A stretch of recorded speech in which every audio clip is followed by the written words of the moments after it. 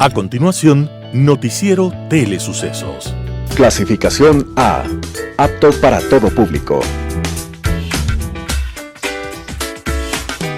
Un noticiero pensado para usted porque se lo merece. Nos acercamos a la realidad desde diferentes perspectivas. Noticiero Telesucesos. Primera parte del Noticiero Telesucesos con las noticias más importantes del día.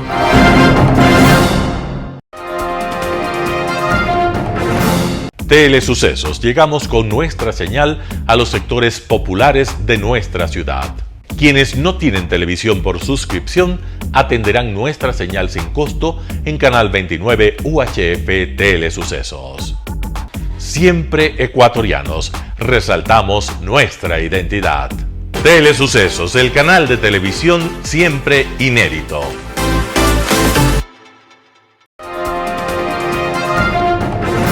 Un día como hoy. Un día, un niño en una biblioteca neoyorquina llegó a pedir un libro acerca de las estrellas. El bibliotecario lo escuchó sin mucho interés y se marchó al fondo de los estantes. Vino con 2 libros enormes de pastas llenas de colores. Aquí tienes, le dijo, y por encima del mostrador, el niño se las arregló para recibir los 2 enormes volúmenes. Cuando se sentó en la mesa y los abrió, se encontró con fotografías de famosos personajes del cine. Pero el niño no estaba buscando esas estrellas, así que volvió al mostrador y le explicó al dependiente. Ah, las estrellas. Esas que aparecen en la noche, le dijo el dependiente. Voy a buscar alguna cosa. Y enseguida regresó con un pequeño libro acerca de los misterios del cosmos. Ese niño neoyorquino era hijo de emigrantes rusos y recordaba que su abuelo, en la lejana Rusia zarista, cuando era joven, tenía como oficio llevar gente a sus espaldas para que pudieran cruzar un río. Recordaba que su abuelo hacía el trabajo que deberían hacer los caballos. Recordaba que su abuelo era una bestia de carga. Ese niño después siguió apasionado a lo largo de la vida por la ciencia y las estrellas, y nos llevó de la mano al Sol y a Marte, a los límites del sistema solar, a las afueras de la galaxia y a lo profundo del cosmos. Ese niño se llamó Carl Sagan, astrofísico, poeta de la ciencia, y había nacido un día como hoy, 9 de noviembre de 1934, y a él le agradecemos el que nos haya llevado al más sagrado de todos los territorios, al país de la ciencia, a ese lugar al que si se llega, ya no habrá retorno posible. Las principales noticias del día. Titulares. Petroecuador debe auditar sus cuentas para cumplir meta con el Fondo Monetario Internacional. En la Comisión de Fiscalización, Carlos Pareja repasó la cadena de omisiones en el caso Petrochina. La empresa pública metropolitana de agua potable y saneamiento y FONAC trabajan con la comunidad para cuidar el páramo. En el segmento de opinión, seguridad y derechos humanos. En política internacional, el virus de la mentira. Los editoriales serán de Martín Pallares. Inseguridad del gobierno desarma a la oposición. Talía Flores, lazo entre la maldad de los conspiradores y la solidaridad de los países amigos. Noticias del día. Petroecuador debe auditar sus cuentas para cumplir meta con el Fondo Monetario Internacional. La petrolera estatal Petroecuador informó que hasta el 10 de noviembre del 2022 recibirá las ofertas de las empresas interesadas en realizar la auditoría interna de los balances financieros. El proceso de contratación de la auditoría empezó en agosto del 2022 y tiene por objetivo clarificar y ordenar los balances y cuentas de la petrolera. La auditoría cuenta con el apoyo financiero del Banco Interamericano de Desarrollo, informó Petroecuador. Al ser un proceso financiado con fondos de cooperación internacional, la contratación debe acogerse a alineamientos establecidos por el BID, añadió la petrolera. Para el proceso, la empresa estatal invitó a empresas internacionales.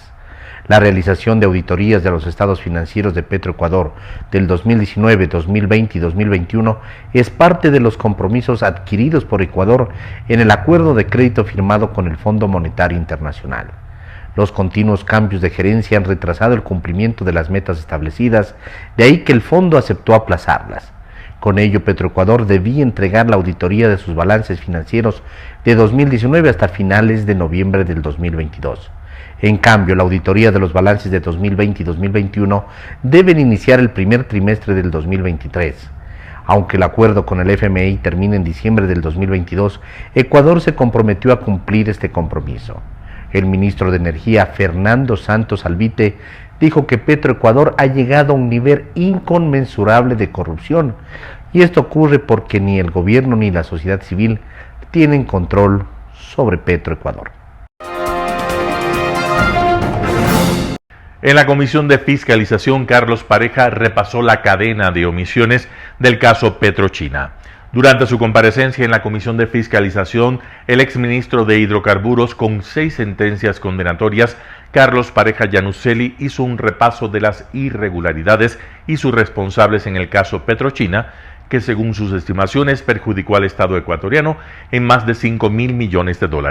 Si las autoridades que conocieron las denuncias alrededor de la compra-venta de petróleo hubieran cumplido, no se hubiera perjudicado al Estado, dijo Capaya en la primera parte de su intervención, donde además indicó que en 2008 él remitió una carta al expresidente de la República, Rafael Correa, donde le advertía que en 11 lotes adjudicados a 5 empresas para la extracción de petróleo había cerca de $9 millones en pérdidas mensuales. Ya en 2011, según contó Yanuseli, como viceministro de Hidrocarburos, comunicó sus preocupaciones al entonces ministro de Recursos No Renovables, Wilson Pastor, por presuntas irregularidades en un contrato para la importación de diésel premium y en otro contrato para la compra de nafta, en donde además ya señalaba al exgerente de Comercio Internacional de Petroecuador, Nilsen Arias, ahora procesado también en Estados Unidos. A la par, según continuó Capaya, el ex legislador Galo Lara empezó a realizar las denuncias. Sin embargo, como no pasaba nada, y luego del archivo de la causa por el ex fiscal general del Estado, Galo Chiriboga, envió un oficio al ex ministro Wilson Pastor diciendo que el personal de Comercio Internacional de Petroecuador debía ser evaluado para determinar su permanencia, la de Nilsen Arias, en esta entidad. También indicó que el ex fiscal general del Estado, Carlos Vaca Mancheno, desaparecía las cartas que enviaba Rafael Correa. Capaya también señaló que las irregularidades las puso en conocimiento de los ex contralores del Estado, Carlos Polit y Pablo Celi, pero que ellos tampoco actuaron ante el conocimiento de aquella información. Además señaló que envió 9 cartas con las denuncias al ex mandatario Lenín Moreno y a la ex secretaria anticorrupción Dora Ordóñez, pero no recibió respuesta alguna. La EMAPS y el FONAC trabajan con la comunidad para cuidar el páramo. El uso, manejo y conservación de las fuentes hídricas forman parte de la gestión que realiza la empresa pública metropolitana de agua potable y saneamiento EMAPS Agua de Quito, en coordinación con el Fondo para la Protección del Agua FONAC, para garantizar la provisión de líquido vital para la población del distrito. Entre las actividades que se ejecutan están los acuerdos de conservación con las comunidades asentadas en las zonas aledañas a las fuentes de agua. La comunidad San Francisco de Cruzloma, al suroccidente de Quito, es un ejemplo de acciones sustentables permanentes en donde se cambió la actividad agropecuaria extensiva por el turismo comunitario, que genera 27 puestos de trabajo para mujeres de la localidad. Además, realizan restauración de la cobertura vegetal degradada e implementación de viveros de plantas nativas. La comunidad San Rafael, ubicada al noroccidente de Quito, por su parte tiene el compromiso de evitar la deforestación y las actividades agropecuarias, restaurar el suelo para evitar procesos de desertificación, desarrollar actividades agrícolas sin utilización de químicos, promover el diálogo en caso de identificar otros usos distintos a la conservación, diversificar la producción agrícola y de crianza de animales menores, dar valor agregado a la producción local, transformando la materia prima frutal y de vegetales en mermeladas y otros productos que son comercializados en ferias inclusivas en la urbe.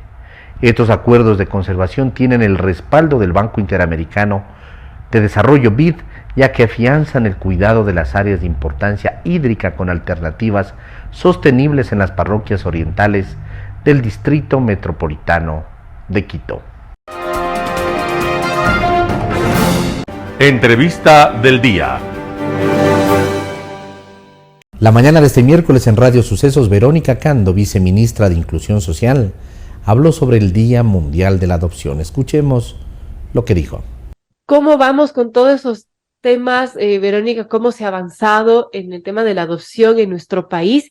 Y bueno, ¿qué se puede esperar? Bienvenido. Abrazo a la Adopción es un programa que nosotros lanzamos en nuestro gobierno, en el gobierno del presidente Guillermo Lasso, para acelerar los procesos administrativos, que significa que una familia se pueda calificar como idónea para que pueda adoptar en el Ecuador. Este proceso lo hemos reducido a 9 meses y hemos cumplido gran parte de todo lo que significa abrazo de la adopción. Los tiempos hoy son más céleres, hoy las personas que se inscriben tienen mucha más capacidad de poder tomar los cursos de formación y cumplir todos los pasos de acuerdo a todo lo que significan los pasos para adoptar. Pero es importante también rescatar que existen ciertos requerimientos para que los 9 meses se cumplan.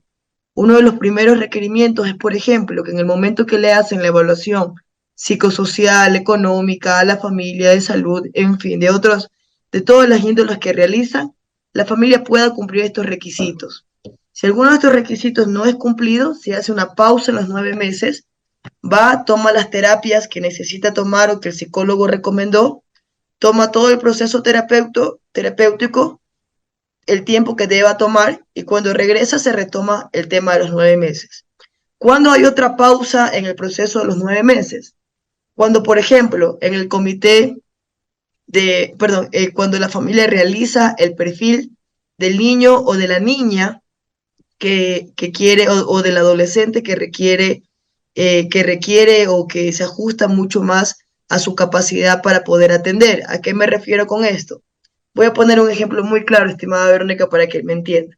En este momento hay 152 niños y niñas y adolescentes listos con la declaratoria de adoptabilidad. Es decir, en palabras más, listos para ser adoptados. Y hay una lista de familias listas para adoptar, de aproximadamente 70 familias. Okay. Entre las familias y los niños no hay un match para que se pueda entender. ¿Por cuál razón? Porque la familia quiere cierto perfil o porque el niño tiene ciertas necesidades. Recordemos que en el proceso de adopción nosotros buscamos familias para las necesidades de los niños y no al revés. No le buscamos un niño a la familia. Claro. Entonces, ese tipo de acciones son las que justamente nos hacen revisar muy bien los perfiles de familia, cuáles son sus capacidades, cuáles son sus redes de apoyos, cuáles son todo lo que tiene esa familia para poder entrar en la vida de un niño o una niña, o un adolescente o un grupo de hermanos que requiere cierto tipo de atenciones. Entonces es justamente este tipo de acciones lo que nos facilitan. Pero también hay otra realidad. Se llama amplitud de perfiles. ¿A qué me refiero con esto? Y esto es algo lindísimo, mi querida Verónica, porque gracias a la amplitud de perfiles hemos podido lograr varias adopciones en este año. Son familias que por mucho tiempo estuvieron dispuestas a adoptar un perfil que a ellos les daba y ampliaron su perfil, es decir, decían, queremos un niño o una niña de hasta 5 años de edad, o de hasta 7 años de edad, o sin ninguna condición de discapacidad, o sin ninguna condición de enfermedad, leve o grave, o que se pueda controlar. Y hemos hablado con las familias, le hemos dicho, mire, hay un niño de 5 años, pero tiene esta condición de discapacidad, o tiene este tipo de enfermedad que es tratable, y los padres se han abierto a la posibilidad, y automáticamente se ha dado el proceso de adopción. Hace menos de una semana tuve el gusto de poder conversar con una familia que llevaba 3 años en el proceso. Le incentivamos a que eleve el perfil, que amplíe su perfil. Querían niños menores de 5 años, lo ampliaron hasta 8 años, y en menos de 2 semanas teníamos una adopción más exitosa dada en este país. Entonces son parte de estas lógicas que tiene la adopción que permiten que se amplíen los tiempos. Pero hoy yo te puedo asegurar que gran parte de los procesos de adopción, cuando se cumplen todos los requisitos, se realizan en pocos meses. Incluso tengo el gusto de hoy día comunicarte por ser el Día Mundial de la Adopción. Eso es algo importante. El día de hoy yo le pido a las personas que nos están escuchando, hoy es el Día Mundial de la Adopción, y el símbolo de la adopción es dibujarse una carita feliz en la mano. Así que si ven gente con la carita feliz en la mano, más vale, a ustedes les conmino, les exhorto a que puedan investigar un poco más del Día Mundial de la Adopción, que se puedan pintar la carita feliz, que lo suban en sus redes sociales, que lo compartan con el MIES. Nosotros siempre estamos ávidos de buscar nuevos embajadores de la adopción. Embajadores es personas que quieran sumarse a esta causa de la adopción. Y tengo el gusto el día de hoy comunicarte que nosotros hemos realizado en todo el periodo del gobierno de nuestro presidente Guillermo Lasso, hemos realizado una cifra récord de 131 adopciones, 126 adopciones nacionales y 5 adopciones internacionales. Entonces, esta es una cifra que va mucho más allá del tiempo porque hemos justamente acelerado estos procesos de adopción. Y es importante recalcarle el día de hoy que gran parte de los procesos de adopción que se han realizado han sido con familias que han ingresado al proceso recién, pero también familias que estuvieron muchos tiempos y muchos años esperando justamente que sus casos se atiendan. Y hoy han sido atendidos y gran parte de eso también han sido porque han ampliado su perfil. Por su parte, Ivo Rosero, presidente de la Cámara Nacional de Distribuidores de Derivados de Petróleo del Ecuador, en Radio Sucesos habló sobre la situación de las estaciones de servicio ante los ataques terroristas. Escuchemos la nota. Hay un tema muy preocupante que es esta serie de atentados, de ataques que se han registrado durante ya una semana a estaciones de servicio de combustible, a gasolineras. ¿Ustedes cómo reaccionan ante esto? Bueno, nosotros realmente estamos sorprendidos por la inacción del gobierno. No es la primera vez que sencillamente tienen oídos sordos ante pedidos urgentes para nosotros. De hecho, cuando se dieron los 3 primeros atentados, se hizo una serie de comunicaciones dirigidas al presidente de la República, al ministro de Defensa, al ministro de Gobierno y a todos los entes relacionados para tomar una acción inmediata de militarización, que es lo que nosotros estábamos pidiendo. Se ha hecho caso omiso del pedido, que se ha hecho en forma pública también, y pudieron haberse evitado 8 o 9 de los atentados si se hubiera escuchado nuestro pedido, que era muy simple. Bastaba con poner uno o 2 militares, que no le cuesta nada al gobierno, físicamente en cada estación en las ciudades atacadas, ¿no? Guayaquil, Esmeraldas, Santo Domingo. Y eso ya es un elemento disuasivo que pudo haber evitado esos ataques. Hasta el momento, a Dios gracias, no se han dado explosiones mayores, porque eso tendría una consecuencia catastrófica. No se trata solamente de dar custodia, dar protección a las estaciones de servicio y a sus empleados, sino a la comunidad aledaña a las estaciones de servicio que están en grave riesgo ante este tipo de atentados.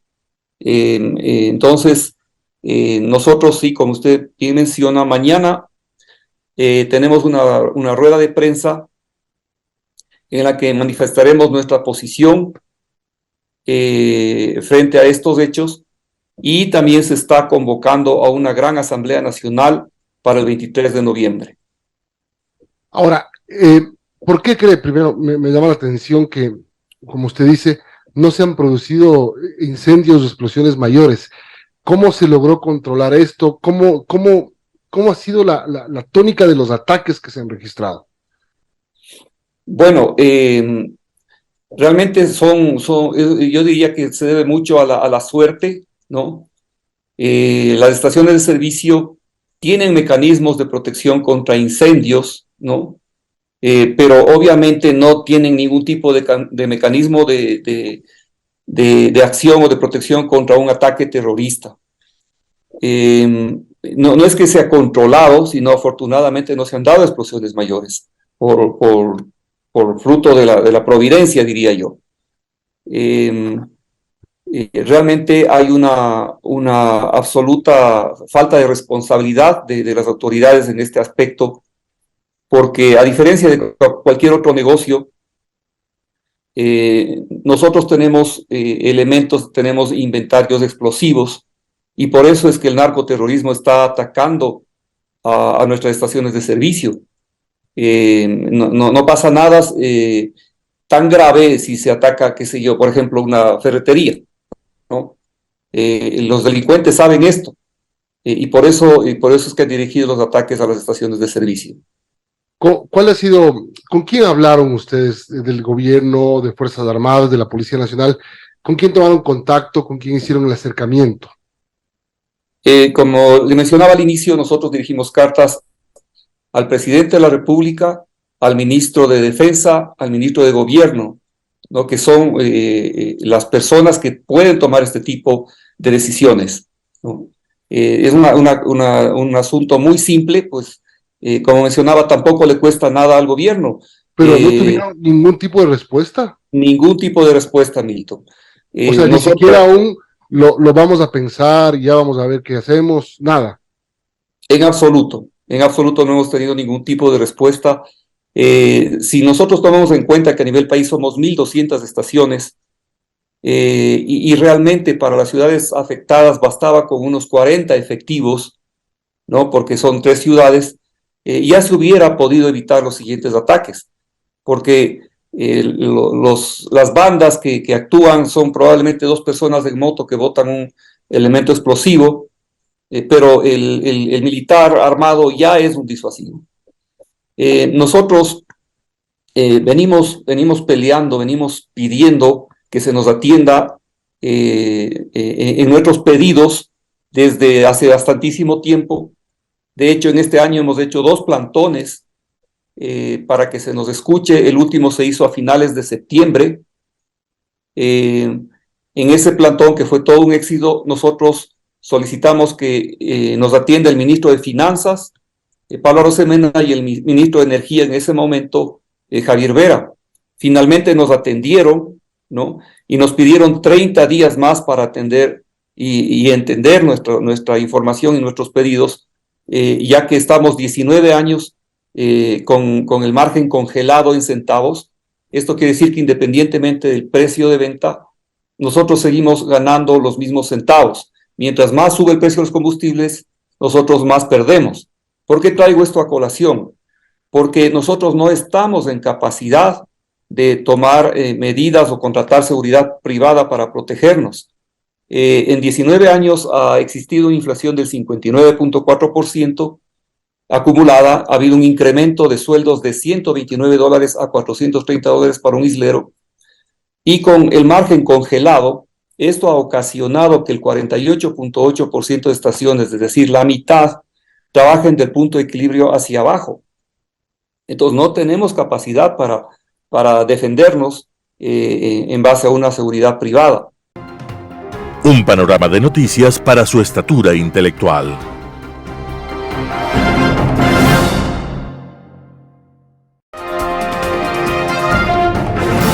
Opinión. Seguridad y derechos humanos. En los últimos días se ha difundido la equivocada idea de que la crisis de seguridad que vivimos se debe a los derechos humanos. Estos son un conjunto de prerrogativas sustentadas en la dignidad humana, cuya realización efectiva resulta indispensable para el desarrollo integral de las personas. Y este conjunto de prerrogativas se encuentra establecido dentro del orden jurídico nacional, en nuestra Constitución política, en los tratados internacionales y en las leyes, por supuesto. Y los derechos humanos son inherentes a todos nosotros, y su respeto, protección y promoción no son una traba para el ejercicio del poder o del monopolio legítimo de la violencia del Estado. Más bien, son necesarios para evitar el abuso estatal sobre las personas. Sin duda existe una confusión sobre la causalidad del crimen organizado, la inseguridad y el narcotráfico.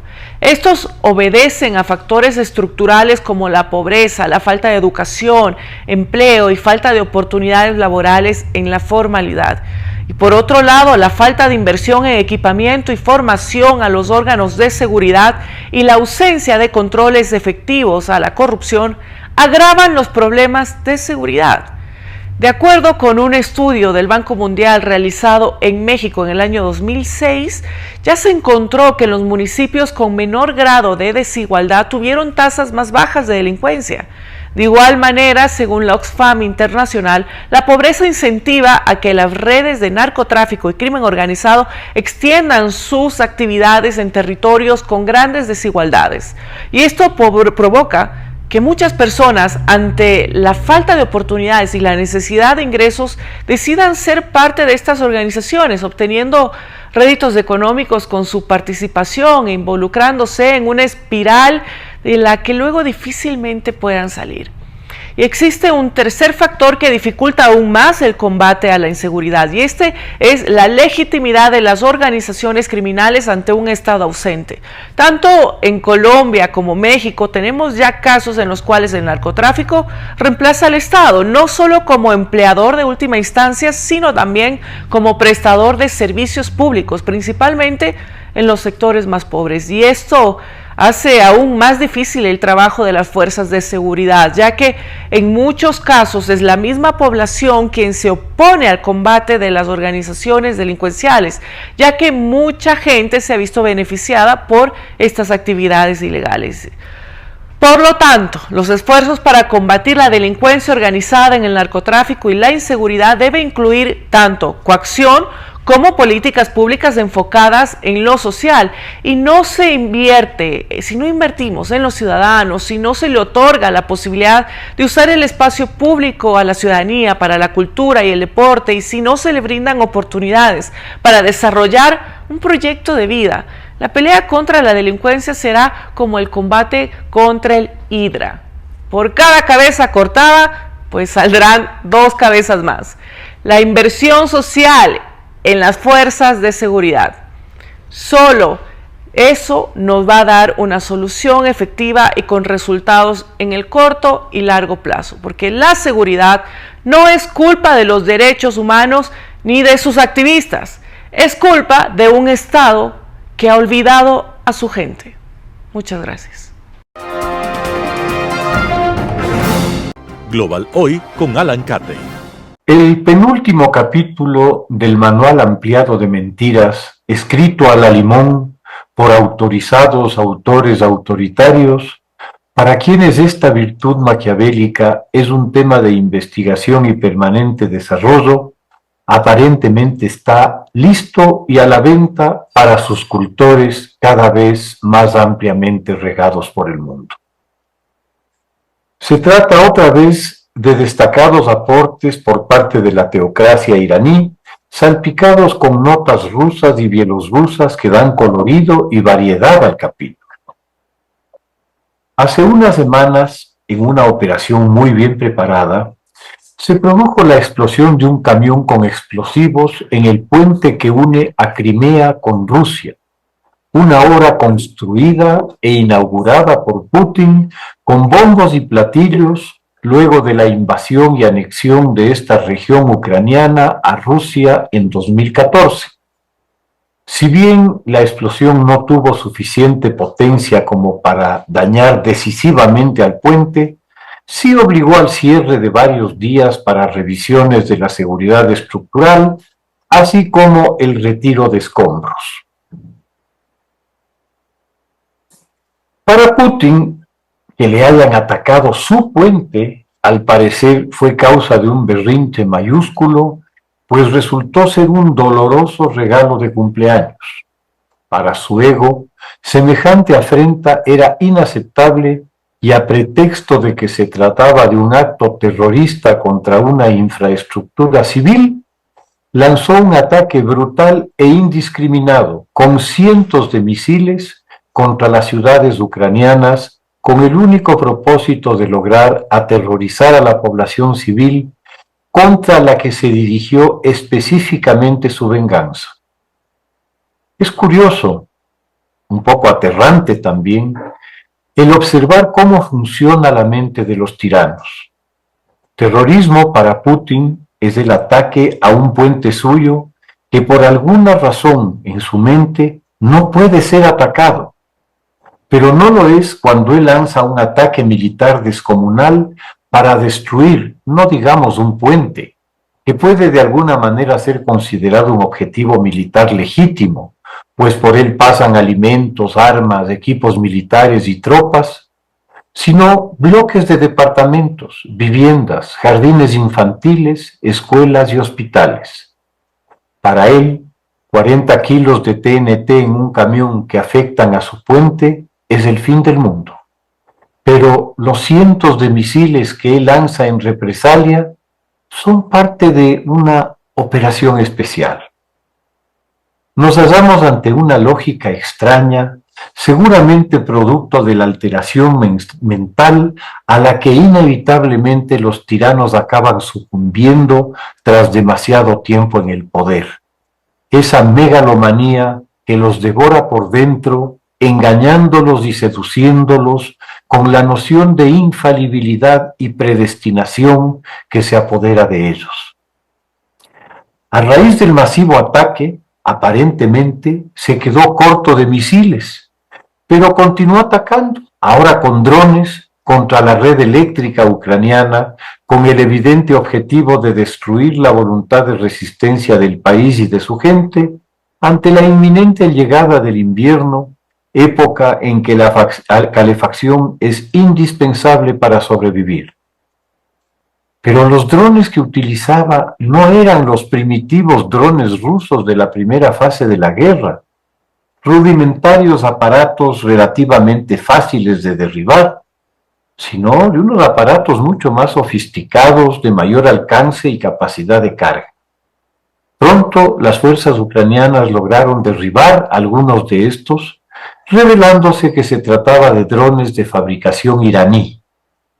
Recordemos que hace unos meses se cerró entre Rusia e Irán un negocio de compra de 1.200 drones iraníes por parte de Rusia.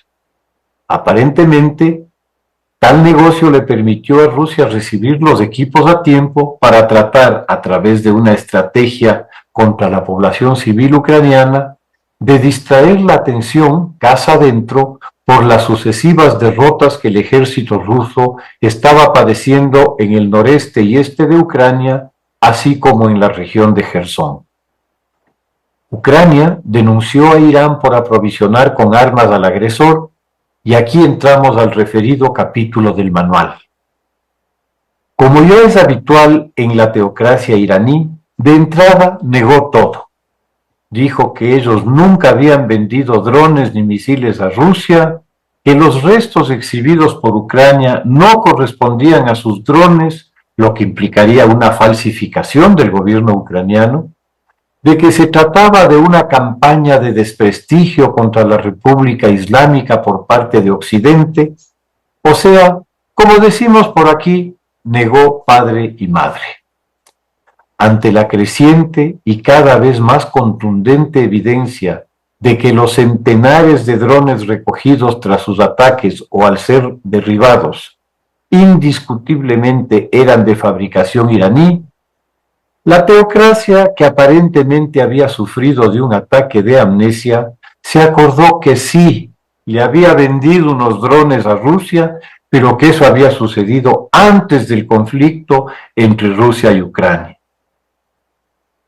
¿Qué hace curioso que un país que en ese momento aún era considerado como una potencia militar de primer orden, saliera al mercado a comprar armas que supuestamente ella producía de gran calidad y en gran cantidad? Como que mañana Francia salga a comprar vino en Haití.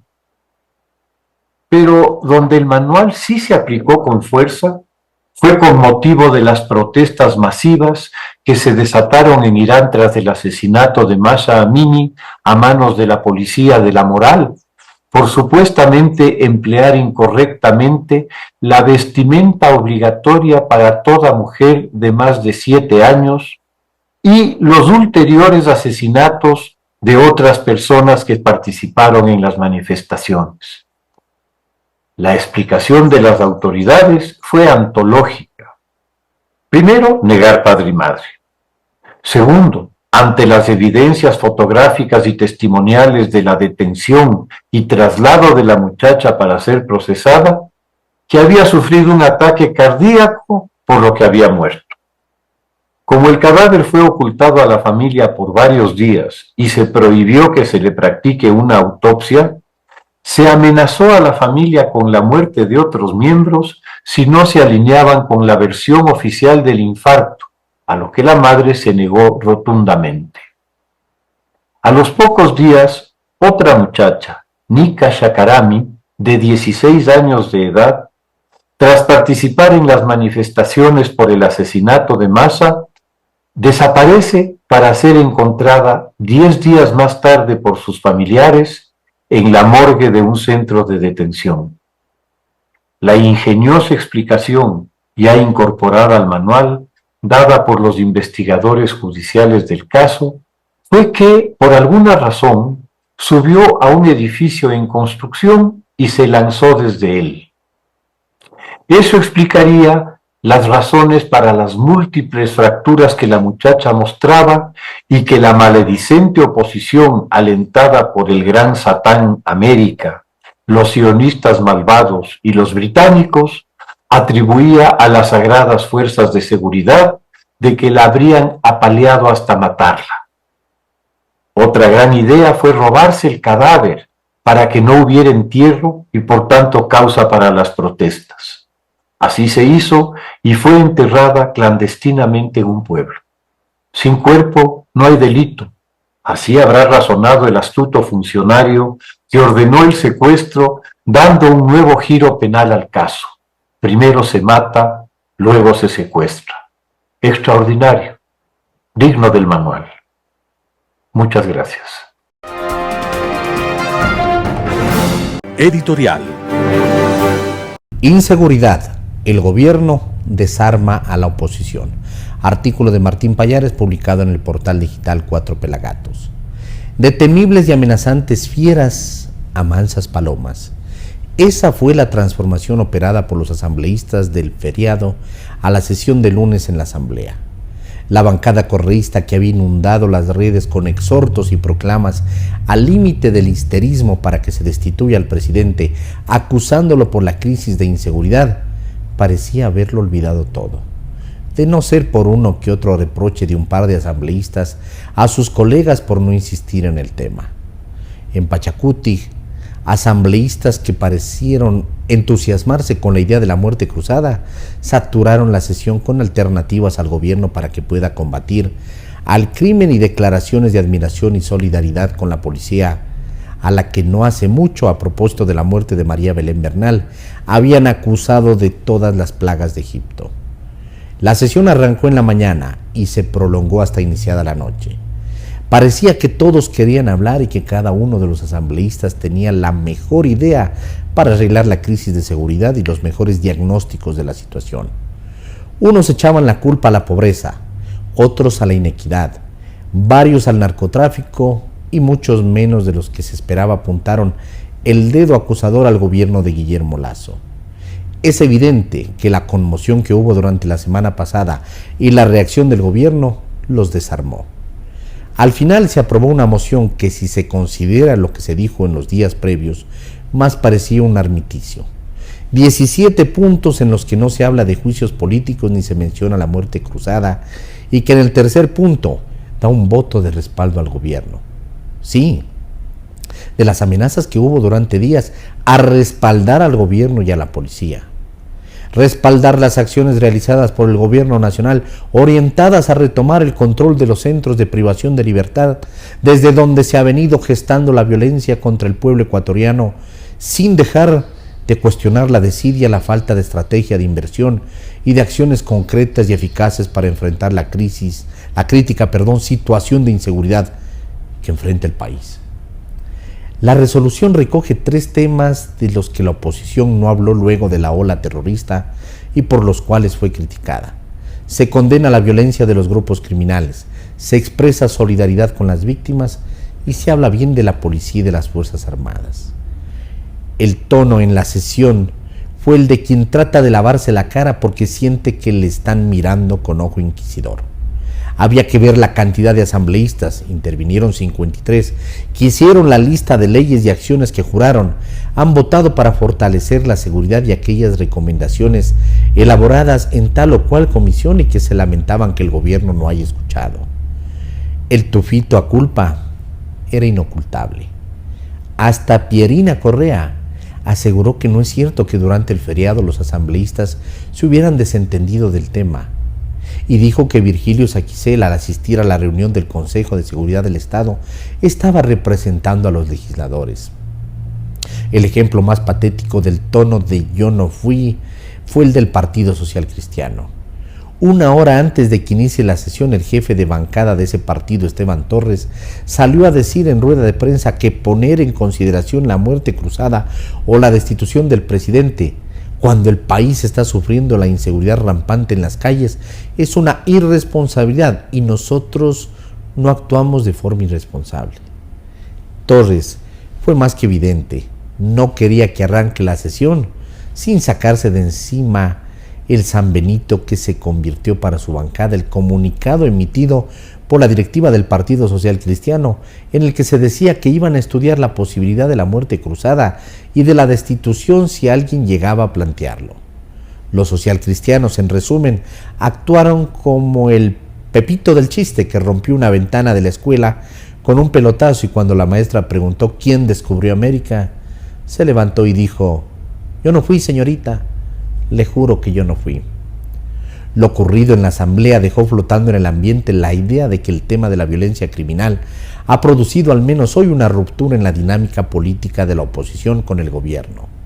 El asambleísta latinquín Ronnie Aliaga, que se había abanderado del tema de la muerte cruzada, ni siquiera tomó la palabra, y su compañera Fernanda Astudillo, una de las correístas más agresivas que se había adherido a su iniciativa el fin de semana, en lugar de muerte cruzada o destitución, apenas se habló de la posibilidad de que Lasso renuncie si es que no se siente capaz de frenar el crimen organizado.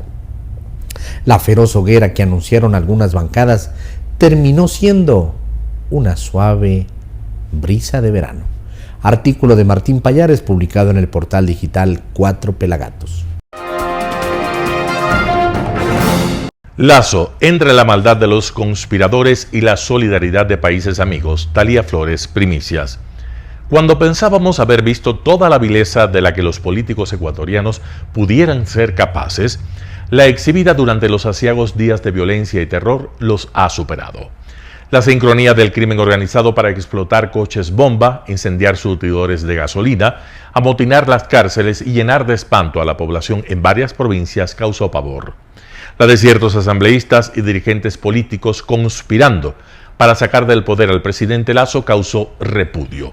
Debemos haber provocado lástima fuera de las fronteras porque no deben entender semejante canallesca actitud en un país al que las organizaciones del crimen y el narcotráfico desafían y atormentan. En lugar de ocuparse de la gente y planear trabajar por ella, los políticos, superados por la maldad y con una insólita beligerancia, han buscado aprovecharse de las aciagas horas para intentar desarmar el poder constituido por mandato del pueblo. Suena demencial, pero cuando la institucionalidad del país estuvo en máximo riesgo, algunas funciones del Estado no solo que no salieron a defender una y otra vez a la patria vilipendiada, sino que dejaron ver su pequeñez humana y sus coincidencias con las conductas de aquellos que representan los poderes más siniestros. En los últimos días, los ecuatorianos han vivido una suerte de dos mundos superpuestos, en los que se ha podido diferenciar con nitidez a políticos carroñeros, aprovechándose del dolor y el miedo colectivo, y a los amigos sinceros de la comunidad internacional arropando al país, angustiados por los riesgos que se ciernen sobre la nación. Las expresiones de solidaridad y aliento han sido un bálsamo sanador, en contraste con la ruindad interna que aumentó el desconcierto y sacó lágrimas de impotencia y coraje. El apoyo de Estados Unidos, la Unión Europea, de países de la región y otras latitudes, así como de organismos internacionales, ha sido unívoco. Charles Michel Gurs, embajador de la Unión Europea en Quito, dijo que Ecuador puede contar con la cooperación europea de seguridad, con la experiencia de sus países, y citó el programa Pacto para la lucha contra el crimen organizado en América Latina. El secretario de Estado para Asuntos del Hemisferio Occidental de los Estados Unidos, Brian Nichols, rechazó los violentos ataques en Guayaquil y Esmeraldas y lamentó la muerte de miembros de la policía. Estamos junto a Ecuador en la defensa de la paz, los derechos humanos y la democracia, escribió en Twitter, agregando que ningún país está solo en la lucha contra el crimen organizado y la violencia. En contraste, parapetados en las redes sociales, los conspiradores se aprovecharon de la angustia de miles de compatriotas de Guayaquil, Esmeraldas, Santo Domingo de los Áchilas y Durán para plantear la destitución del presidente de la República justo cuando Ecuador estaba siendo atacado por los mayores enemigos contemporáneos de la humanidad, el narcotráfico y las mafias. Aupados por el sentenciado expresidente, los correístas han insistido en la salida de Lasso bajo el argumento de que no ha demostrado capacidad para encarar la violencia, sin mencionar la reubicación de 2.400 presos que desató el conflicto. Taúres de la política han barajado todas las posibilidades. Adelantar las elecciones, aplicando la muerte cruzada, la revocatoria del mandato o la destitución por grave conmoción social, aunque la ley ya no se los permite. Lo han planteado 4 meses después de que en junio no consiguieran los votos para una moción de destitución en la Asamblea durante los 18 días de un violento paro nacional. El asambleísta Ronnie Aliaga, que causó revuelo al asomar en una foto en una piscina en Miami meses atrás, en el cumpleaños de un personaje a quien se relacionaba con un involucrado en el narcotráfico, pidió que la Asamblea sesione de forma extraordinaria en Guayaquil para tomar medidas urgentes, pero contra el Ejecutivo. Nadie duda de que el correísmo ha buscado la caída de Lasso desde que asumió la presidencia el 24 de mayo de 2021. Pero hoy están desesperados. Correa ansía el poder para manipular la justicia y propiciar que se deshaga la sentencia por corrupción que le impide regresar al país. El retorno de Lula en Brasil lo tiene más obsesionado mientras le atormentan las delaciones que presume hará Nielsen Arias, alto cargo petrolero durante 7 de los 10 años de su gobierno en los Estados Unidos. En realidad, casi toda la dirigencia política ha mostrado una conducta rastrera durante los días que Ecuador ha estado bajo ataque del crimen organizado. Han pensado primero que ellos pensaron en ellos más que en el país. Canallesca actitud. Los de Pachacutic, brazo político de la CONAIE, aliado de Lasso al inicio de su mandato, han tenido posiciones divididas al respecto. Han evitado condenar los afanes golpistas, seguramente, haciendo cálculos ante la próxima campaña para las elecciones seccionales de 2023. El comunicado ambiguo del Partido Social Cristiano ha sido políticamente cínico y moralmente deleznable. Nunca condenó los ataques del terrorismo. La izquierda democrática no ha caído en la trampa golpista, pero tampoco ha defendido a la democracia en un momento sin precedentes en la historia nacional por la inédita presencia del enemigo atacando desde las entrañas mismas del país. Lasso tiene que actuar con apremio y lucidez, no solo para dar un golpe de timón a su gobierno, sino para convocar de forma urgente una cumbre presidencial de la región. Al fin y al cabo, las 700 toneladas anuales de droga que salen de Ecuador y están destruyendo a la sociedad vienen de Colombia y vienen de Perú. El crimen es transnacional y hay que encararlo de la misma manera. La maldad de los conspiradores pasará a la historia que los juzgará, en tanto que la genuina solidaridad de los amigos del exterior de Ecuador jamás será olvidada. Talía Flores, Primicias. Noticias internacionales. Estados Unidos, decepción entre los republicanos. Decepción entre los republicanos. En lo que va de escrutinio no se confirma el imbatible apoyo que esperaban en las elecciones de medio mandato en Estados Unidos. Faltan días para que el recuento se complete, pero se confirma lo reñida de esta carrera electoral para renovar y completar la Cámara de Representantes y el Senado. Sorpresa en victorias clave para candidatos al Senado como John Fetterman en Pensilvania. Marco Rubio mantiene su escaño en el Senado por Florida, donde Ron DeSantis ganó un segundo mandato como gobernador. Hemos logrado más de lo que nadie creía posible hace 4 años, pero tenemos mucho más por hacer y apenas he comenzado a pelear. Esta pelea podría incluir una batalla con Donald Trump por la nominación presidencial de 2024. Trump ha insinuado que anunciará su candidatura el martes que viene, pero dado que los candidatos respaldados por Trump están teniendo unos resultados en general bastante deficientes, los líderes del partido podrían aconsejarle una vez más que cambie de opinión. Estas elecciones decidirán qué partido domina en el Congreso y quién ocupa el puesto clave de gobernador en 36 estados. En varios campos de batalla decisivos, como Arizona, Georgia y Nevada, los resultados también se harán esperar varios días más.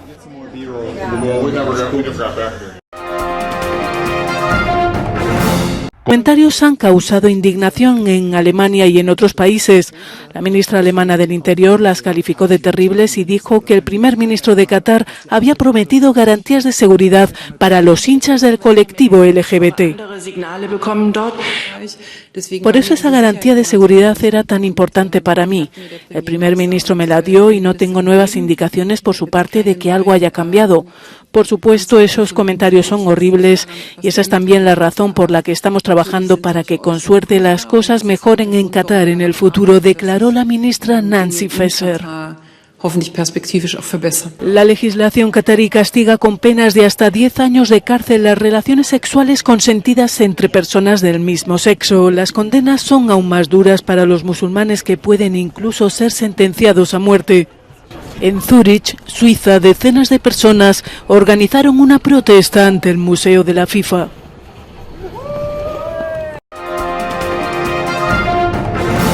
Decenas de pescadores peruanos protestan en Lima por el vertido de la empresa española Repsol. Decenas de pescadores peruanos protestan en Lima frente a la empresa española Repsol. Lanzando a las puertas de la petrolera varios peces muertos tintados de negro, piden indemnizaciones que se ajusten a cada situación personal. Hasta 15.000 personas se vieron afectadas por el vertido de petróleo del pasado 15 de enero. Desde las asociaciones de pescadores presentes en la protesta, que representan a unos 3.000 afectados, aseguran que no pueden retomar su actividad porque sigue habiendo crudo en el mar. Cuando he tenido la oportunidad de tirar mi cordel, esas cosas para buscar qué pescar, no he conseguido más que 3, 4 pescaditos. Cuando llenábamos nuestras canastas. Siendo mujer, mi esposo, ¿qué tiene que hacer? Ir a buscar a la mañelería, tratar de buscar en otra cosa. ¿Por qué? Porque nos cambió nuestras vidas. Nadie lo esperaba, sí, cierto, nadie lo esperaba esto. Pero también que asuma su responsabilidad, Repsol, con cada uno de nosotros y no nos cierren la puerta. En una descarga de crudo en la refinería de La Pampilla se derramaron unos 12.000 barriles de petróleo del buque Mare Doricum, de bandera italiana. Un vertido que tendría consecuencias durante hasta 10 años, según expertos de Naciones Unidas.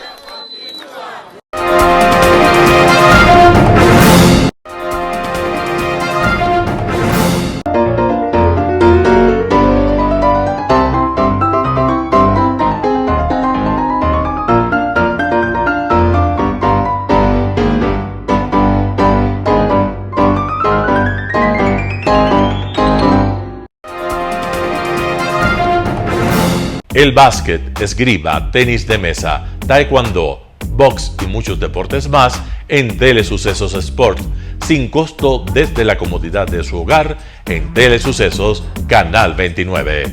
Arena Telesucesos es una importante y funcional edificación cubierta dispuesta para la práctica y desarrollo de eventos del Ecuavóley.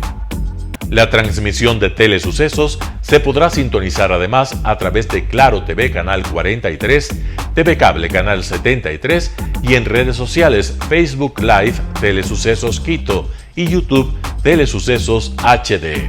Telesucesos, el canal de televisión siempre inédito.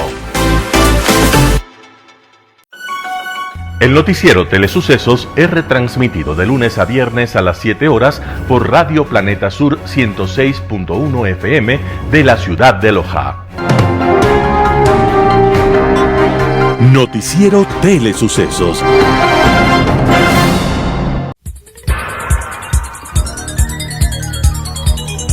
Las opiniones vertidas en este espacio por la producción y dirección del programa son de exclusiva responsabilidad de sus autores y de quienes intervienen en ellos.